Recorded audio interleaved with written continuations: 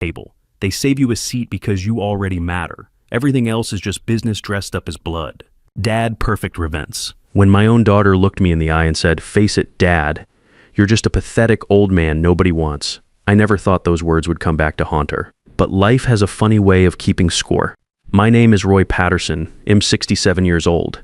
And this is the story of how I went from sleeping in a trailer park to inheriting $12 million and how my daughter tried everything to steal it from me. It started on a Tuesday morning in October when my wife Martha set divorce papers on our kitchen table in Augusta, Georgia. After 41 years of marriage, she was done. The crazy part, our daughter Sarah was right there beside her, nodding along like this was all perfectly normal. "It's for the best, Dad," Sarah said, not even looking at me. Mom deserves to be happy. What I didn't know was that Martha had been planning this for months. See, our house was in both our names, but there was a mortgage refinancing document I'd signed the year before. Martha told me it was just paperwork to get a better rate. Turns out it transferred full ownership to her name only. My own wife had been setting me up, and Sarah knew about it the whole time.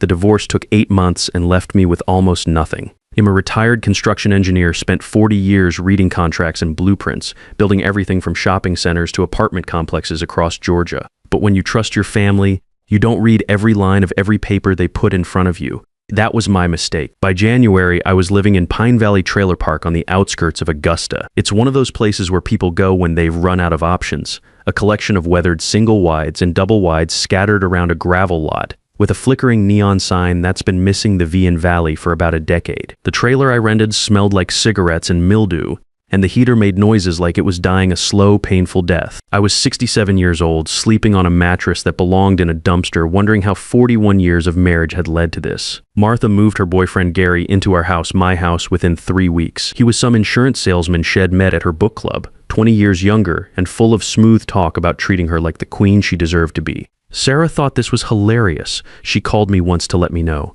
"You should see how happy Mom is," she said, her voice dripping with satisfaction. "Gary treats her like a queen, not like some boring old man who just sits around complaining about his back and watching the news." That's when she hit me with the line about being pathetic and unwanted. My own daughter, the girl I'd taught to ride a bike in Riverside Park, helped with algebra homework at our kitchen table, walked down the aisle at her wedding at St. Michael's Cathedral 5 years ago. I hung up and sat in that trailer for a long time, staring at the water stains on the ceiling and listening to my neighbor's dog bark at everything that moved. But I'm an engineer. We don't give up when the first solution doesn't work. We figure out what went wrong and we build something better. It was a Wednesday in late February when everything changed. The Georgia winter had been brutal that year, and I was sitting in the trailer park's little office, a cramped room with paneled walls and a space heater that worked about half the time, pretending to read a magazine while trying to figure out how to stretch my last $300 through the month. That's when Victor Hawkins walked through the door. He was maybe 50, wearing a dark suit that looked expensive, carrying a leather briefcase that had seen some miles. He asked the office clerk, a woman named Dolores Hawd, been running the park for about as long as anyone could remember, if there was a Roy Patterson living on the premises. When I looked up from my magazine, he walked straight over to me. "Mr. Patterson, I'm Victor Hawkins, estate attorney from Atlanta. I've been looking for you for quite some time." I stared at him. "Estate attorney? Nobody I know has died recently." He sat down in the plastic chair across from me, opened his briefcase, and pulled out some official-looking documents. "Your brother Eddie Patterson died last month in California. He left an estate valued at approximately $12 million, and you're named as the primary beneficiary." The magazine fell out of my hands. Eddie died in Vietnam in 1972. Victor shook his head slowly, like he was delivering news head had to deliver before, and knew how hard it was to process. "No, sir. Eddie Patterson survived Vietnam.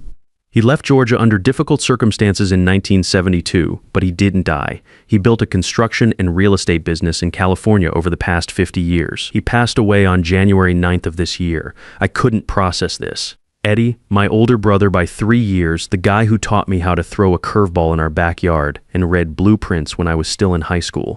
The brother I'd grieved for 51 years, whose name was on the Vietnam Memorial in Washington that I'd visited twice, had been alive this whole time, building a fortune while I thought he was buried in some jungle halfway around the world. "There is one condition," Victor said, his voice careful and professional. "Due to the circumstances of his disappearance and the complexity of the estate, you'll need to appear for a probate hearing in Los Angeles within 60 days. You'll need to prove your identity as his brother and participate in the legal process. $12 million. I kept repeating that number in my head, but it didn't seem real. What was real was the broken heater rattling behind me and the $300 in my wallet that was all I had left in the world. "I'll do it," I said, surprised at how steady my voice sounded. Victor nodded like head expected nothing less. "The estate will cover all travel expenses and legal fees. I'll arrange everything. You'll need to gather any documents you have proving your relationship to Eddie, photographs, military records, anything from your childhood together." I knew exactly where those things were. There was a box of old stuff that my son Kevin was storing in his garage. Kevin's my younger kid, and unlike Sarah, he actually gives a damn about family. Had been the only one checking on me since the divorce, bringing me groceries every few weeks and pretending he wasn't worried about his old man living in a trailer park. I called Kevin that afternoon from the payphone outside the trailer park office, feeding quarters into the slot while trucks roared past on Highway 78. "I need to come by and pick up that old box of mine," I told him, "the one with the family photos and military stuff." "Sure, Dad. Everything okay?" I was ready to tell him about the inheritance yet. Kevin had enough problems of his own without getting his hopes up about something that might not work out. His own divorce had gone through 2 years earlier, and he was still paying child support and trying to keep his auto repair shop afloat. "Just need some old documents for something. I'll explain later." The box was exactly where I remembered, sitting on a metal shelf in Kevin's garage between paint cans and Christmas decorations that hadn't seen daylight in years. Inside were things I hadn't looked at in decades. Military photos from Eddie's basic training at Fort Benning, letters Head sent me from Vietnam before he supposedly died, our high school graduation picture where we're both grinning like idiots in our caps and gowns, and a Bronze Star medal Eddie had given me before shipping out. "Keep this safe, little brother," Head said, pressing the medal into my hand. "I'll want it back when I come home." He never came home, at least I thought he never did. The flight to Los Angeles was my first time on an airplane in over a decade. Martha had stopped wanting to travel years ago, claiming airports were too stressful and hotel beds hurt her back, and I'd gone along with it like I went along with most of her decisions back then. Sitting by the window on that Delta flight, watching Georgia disappear below the clouds, I felt something I hadn't expected: relief. For the first time in months, I was moving forward instead of just surviving day by day. Victor had arranged a clean hotel near downtown LA, nothing fancy but a hell of a lot better than Pine Valley Trailer Park. The Marriott on Figueroa had a view of palm trees and a bed that didn't try to cripple me when I slept on it. Small things, but when you've been living in a place where the bathroom door doesn't close properly and the refrigerator sounds like a diesel engine, small things matter a lot. The probate attorney was a sharp woman named Ruth Martinez, who looked like she could dismantle a fraudulent claim from across the room without breaking a sweat. Her office was on the 15th floor of a glass tower with windows overlooking the city and law books that looked like they'd actually been read instead of just sitting there for show. She went through my documents with the focused attention of someone who'd seen every possible scam and con game in the book. The photos of Eddie and me as kids, the letters Head sent from basic training, his service records that Eid managed to get from the VA years ago when I was trying to get information about his death. Everything checked out perfectly with her practiced eye. "There's something you should know," Ruth said, looking up from the papers spread across her mahogany desk. "Eddie had a daughter named Beverly Caldwell. She's 45 years old, lives here in LA, and she's been caring for Eddie in his final years. She wasn't named in the will, and she's not happy about that situation. A daughter, Eddie had a daughter Head never told me about, which made sense since Id thought he was dead for 51 years. There was probably a lot he hadn't told me. Has she been notified about the will, I asked? She has about 2 weeks before we located you. Ruth's expression was carefully neutral, but I caught something in her tone that suggested this timeline wasn't coincidental. 2 weeks. That meant Beverly Caldwell had known about this inheritance and about me for 2 weeks before Victor found me sitting in that trailer park office reading a 3-month-old copy of Popular Mechanics. I should have seen what was coming. Sure enough, the call came 3 days later while I was sitting in the hotel restaurant working my way through a club sandwich that cost more than I used to spend on groceries in a week. Unknown California number lighting up the prepaid phone Kevin had gotten me for Christmas. "Is this Roy Patterson?" The voice was controlled but had an edge underneath it. Like a wire pulled just a little too tight. "It is. My name is Beverly Caldwell. I think we need to talk." She wanted to meet at a restaurant in Beverly Hills called Spago, one of those places where they give you a wine list thicker than most phone books and charge $30 for what's basically a fancy hamburger. Beverly was already seated when I arrived, sitting at a corner table wearing clothes that probably cost more than my monthly Social Security check. She was tall, blonde, with Eddie's square jaw and the kind of confident posture that comes from never having to worry about money. "You were Eddie's brother for 20 years, 50 years ago," she said without any preamble or small talk. "I lived with him, took care of him, managed his business affairs for the last decade of his life. He left me nothing. I'm sorry about that," I said, and I meant it. "I really am, but I can't change what Eddie decided." "Actually, you can." She leaned forward slightly, and I noticed her hands were perfectly manicured, the kind of nails that had never changed a tire or unclogged a drain. "I'm prepared to offer you a settlement. $4 million to you, $8 million to me. We split it reasonably. Everyone walks away satisfied, and we avoid a long, expensive legal battle that benefits nobody but the attorneys." I looked at her for a long moment, thinking about what Ruth had told me. Eddie had known this woman for years, lived near her, been cared for by her.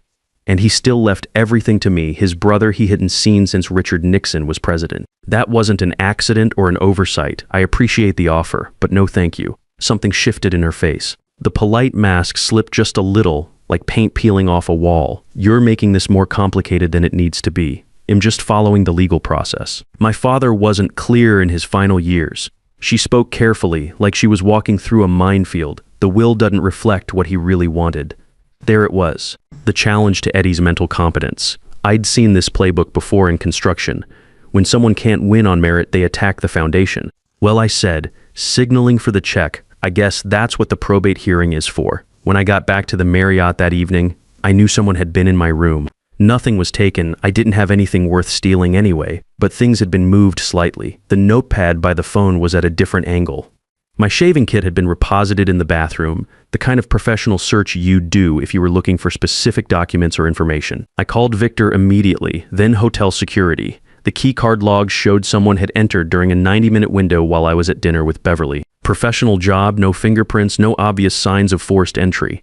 That's when I knew Beverly wasn't going to play nice. The next morning brought a call that made my blood run cold. Kevin, calling from his auto shop in Augusta, and I could hear the stress in his voice even through the bad connection. "Dad, something weird happened. This guy came to the shop yesterday afternoon asking questions about you. Said he was doing research for an estate matter." "What kind of questions?" I asked, though I already had a pretty good idea. "Whether you've been acting strange lately, making bad decisions, if you seemed confused about money or legal stuff." "Real personal things, Dad. He had a business card from some investigation company in California. I told him to get lost, but it was creepy as hell." I stayed calm on the phone because Kevin didn't need to worry about his father on top of everything else he was dealing with. But inside, I was furious. Beverly was playing dirty, trying to build a case that I was mentally incompetent to inherit, and she was dragging my family into it. But here's the thing, I spent 40 years in construction dealing with contractors who tried to cut corners and clients who tried to change the scope of work after signing contracts. I know how to read people who are trying to run a game on you, and I know how to document everything that matters. So I started documenting. I called Albert Stone, a probate litigation specialist that Victor had connected me with. Albert had been handling inheritance disputes in Los Angeles for 20 years, and when I told him about the hotel break-in and the investigator harassing Kevin back in Georgia, he got very interested very quickly. "We need to get all of this documented and on the record," he said during our meeting at his downtown office. "Beverly's building a harassment case against her own position, and she doesn't even realize it." Albert was the kind of lawyer who wore rumpled suits and kept stacks of case files on every available surface, but his mind was sharp as a tack. He immediately filed documentation of Beverly's investigators, activities, and the hotel incident with the court. The next few weeks felt like a chess match. Beverly would make a move and Wed counter it. She filed a formal challenge claiming Eddie was mentally diminished in his final years, and that I was somehow exerting undue influence from 2,000 miles away on a brother I thought was dead. Albert filed counter-documentation showing her pattern of harassment and surveillance. Then Beverly made her biggest mistake. She called me directly. "Roy," she said, using my first name like we were old friends who went way back. "This is getting out of hand. I loved my father and I know what he would have wanted." "I'm sure you did love him," I said, keeping my voice neutral. "He used to tell me stories about you when he was feeling nostalgic, about how you were always the weak one, the one who needed taking care of. He said you never could handle real responsibility, that you'd probably blow through any money you got in a couple of years." I let that hang in the air for a moment, feeling the old anger that comes from being underestimated your whole life. Then I said, "Beverly, I want you to know that I'm recording this conversation. California is a two-party consent state, so I'm informing you now." Dead silence on the other end. "If you contact me again outside of the legal process, I'll add it to the harassment documentation." That's already been filed with the court. Have a good day. She hung up, but not before I heard her say something that sounded like son of a bitch.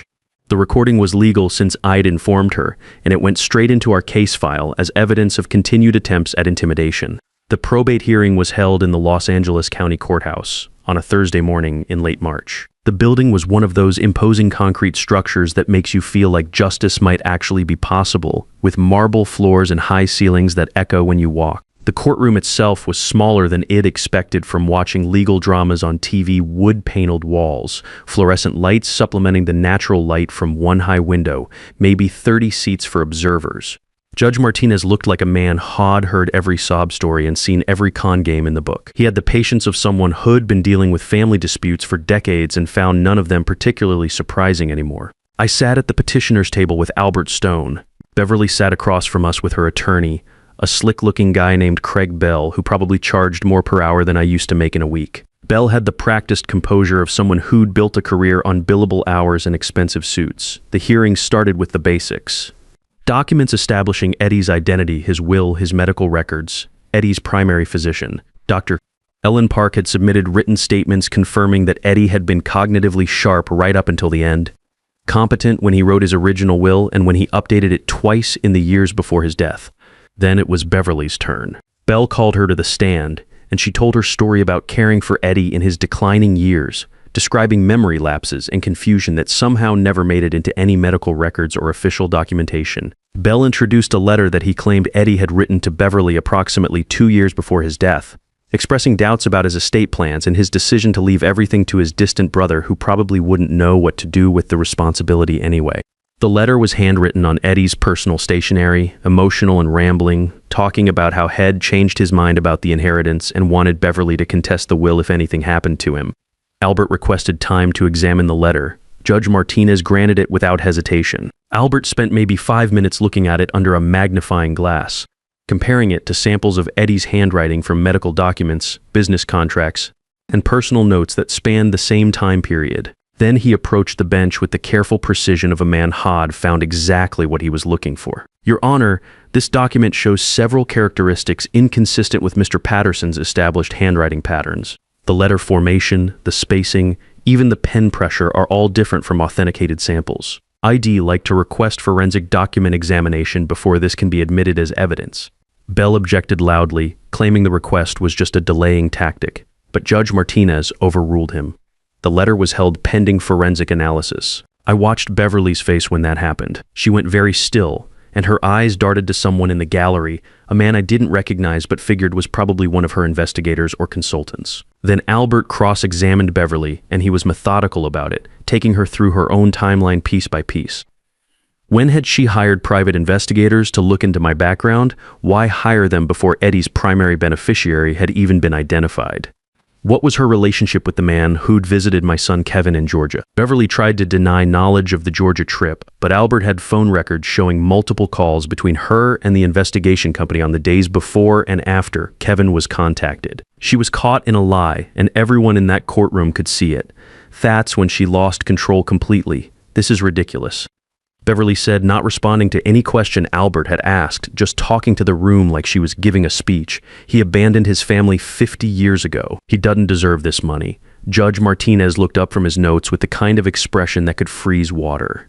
Ms. Caldwell, please confine your remarks to questions from counsel. His a bitter old man living in a trailer park, Beverly continued, her voice rising and cracking.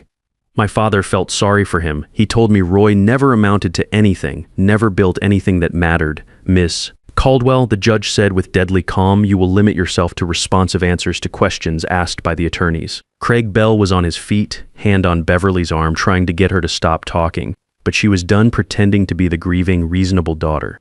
I earned this money. I took care of him when he was sick. I managed his business. Some stranger doesn't get to walk in and take what I worked for. In the silence that followed, I sat with my hands folded and looked at the American flag behind the judge's bench. I thought about Eddie, wondered what Head think of this circus, wondered if Head known his daughter would react this way, and if that's why Head left everything to me instead. The forensic analysis of Beverly's letter took 11 days. The report was 3 pages of technical language that reduced to one simple conclusion. The letter was inconsistent with Eddie's established handwriting patterns and had been written within the past 8 months. Eddie had been dead for 14 months. The letter was a forgery. Craig Bell withdrew from Beverly's case within 48 hours of the forensic report being delivered to all parties. In legal terms, that's like watching a ship's captain abandon ship. It tells you everything you need to know about what he thinks is coming next. Beverly tried to get new representation, but 3 different attorneys declined to take her case in sequence. When a central piece of your evidence has been proven fraudulent, most lawyers won't touch you with a 10-foot pole. The final hearing was almost anticlimactic. Beverly showed up alone, sitting at her table without legal representation. She looked smaller somehow, defeated before the proceedings even started, wearing a simple black dress instead of the expensive outfits from before. Judge Martinez didn't deliberate long. The estate's legal standing was clear. The documentation was thorough, and the only challenge had been built on forged evidence and harassment tactics. He ruled in my favor. The estate of Edward Patterson, $12 million, passed to Roy Patterson, lawful brother and sole beneficiary as explicitly stated in the will. I signed the papers in Albert's office that afternoon. My hand was steady. The legal consequences for Beverly unfolded over the following weeks with the institutional patience of systems that don't hurry but always arrive eventually. Submitting forged documents in probate court is a felony in California. The district attorney opened an investigation. The private investigators Shed hired were also under scrutiny for their interstate harassment activities. I didn't feel triumph watching her world collapse. I felt tired and sad and ready to move forward with whatever came next. I decided to stay in California. Found a good apartment in San Diego, a 2-bedroom place in Mission Hills with a view of the bay and morning light that falls exactly the way I like it. For the first time in my adult life, I was living entirely on my own terms, making decisions based on what I wanted instead of what someone else needed. I called Kevin and told him to quit his second job at the auto parts store. I was taking care of his mortgage payments and his daughter's college fund. He tried to refuse, said he could handle his own problems, but I told him it wasn't negotiable. My son had stood by me when everyone else walked away, checking on me in that trailer park, never making me feel like a burden. That loyalty meant everything. Sarah tried calling me once about 6 months after the inheritance became public knowledge. She had heard through the family grapevine, probably from Kevin, and wanted to reconnect and work through our differences. I listened to her voicemail twice, then deleted it. Some bridges, once burned, aren't worth rebuilding. Beverly got a suspended sentence and a fine that took most of her remaining savings. Her private investigator friends distanced themselves when the legal heat got too intense. Last I heard through Albert, she was working at a department store in Pasadena and living in a studio apartment, a far cry from the lifestyle Shed been planning to fund with Eddie's money. Martha and Gary broke up about 8 months after the inheritance news went public in Augusta's social circles.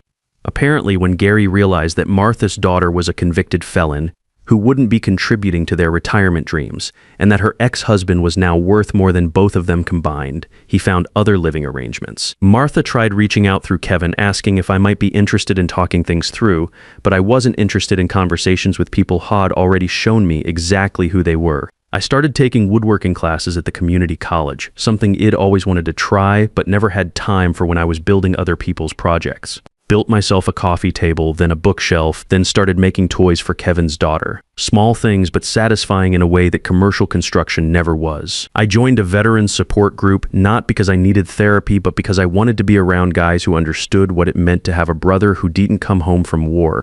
Found out I wasn't the only one carrying that particular weight. Most mornings, I walk down to the harbor and watch the fishing boats head out. The air smells like salt and possibilities, and I drink coffee that tastes better than anything I had in 40 years of marriage. Small pleasures, but when you've lived in a trailer park wondering if you'll make it through the winter, small pleasures feel enormous. Sometimes people ask me if I'm angry about the years I lost, the money Martha and Sarah cost me, the time I spent thinking Eddie was dead. The answer is no. Anger is just disappointment with nowhere to go. And I've got too many good days ahead of me to waste them looking backward. That's how a 67-year-old man who lost everything to family betrayal ended up with more than had ever dreamed of. Not just the money, the knowledge that when everything was stripped away, he still knew who he was and what he stood for. Dignity can't be taken from you. It can only be given away, and I stopped giving mine away the day I decided to fight back. What would you have done in that trailer park? I'd truly like to know. Sometimes the people who try to convince you you're worthless are just afraid you'll discover how much you're actually worth. The best revenge against those who underestimate you isn't proving them wrong. It's building a life so good that their opinion becomes irrelevant.